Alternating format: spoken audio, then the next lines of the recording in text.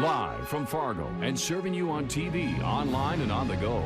This is Valley News Live at noon. Charges are pending against a man who prompted the evacuation of a motel near Detroit Lakes. The Becker County Sheriff says they were assisting Otter Tail County in a harassment restraining order arrest for 49-year-old Douglas Young of Dent, who was staying at the 59er motel last night.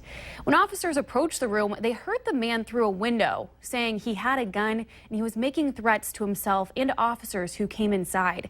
The hotel was evacuated and the Otter Tail County SWAT team was called in. But the man was surrounded before SWAT arrived. Officers say they did not discover any weapons in the man's room. A Fargo man is accused of breaking into a car wash and a church after police say they found him naked and burning pages from a Bible to keep warm. 21-year-old Chance Zahn faces 2 counts of burglary and 1 count of arson. They say he was intoxicated when they found him. Police first responded to an alarm call at Don's Car Wash on 52nd Avenue South just before 4:30 a.m. yesterday.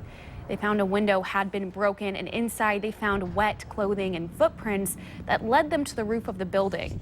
Video surveillance at Don's Car Wash showed Zahn got locked out and then slid down the outside of the building.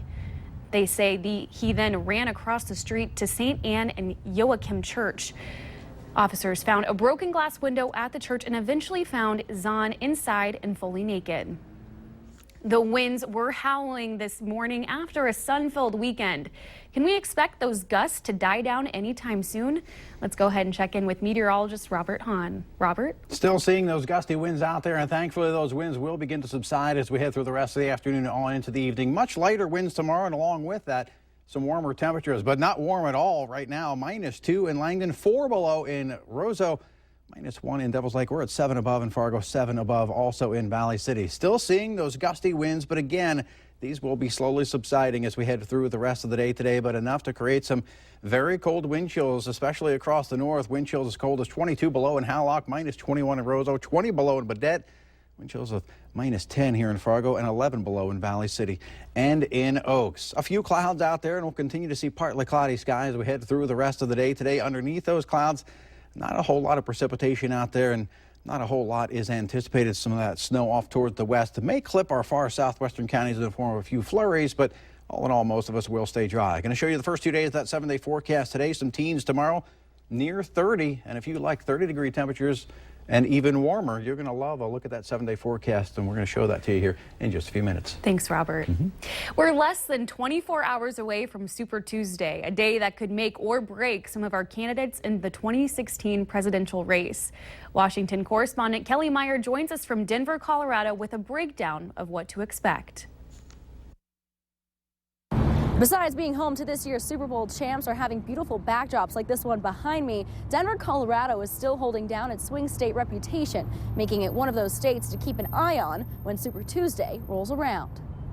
And it's a state Bernie Sanders is keeping an eye on. He's expected to take the Centennial State on Tuesday, but that didn't keep him from making last-minute stops here this weekend. And after Clinton's big win in South Carolina, he's going to need a lot of help to stay in the race. Rubio has been gaining some momentum, or Marco-mentum as they're calling it, as he's been lashing out at frontrunner Donald Trump. For Cruz, we're looking to see if he'll take his home state of Texas, a key state in the Super Tuesday race with the most delegates. And tomorrow's going to be a big day for candidates like Rubio and Cruz. If they don't pull in the numbers, Trump is that much closer to becoming the Republican nominee. Reporting from Denver, I'm Kelly Meyer. Our Washington, D.C. bureau will have full coverage from east to west of the Super Tuesday primaries all day long. Just be sure to stay tuned for updates on the winners.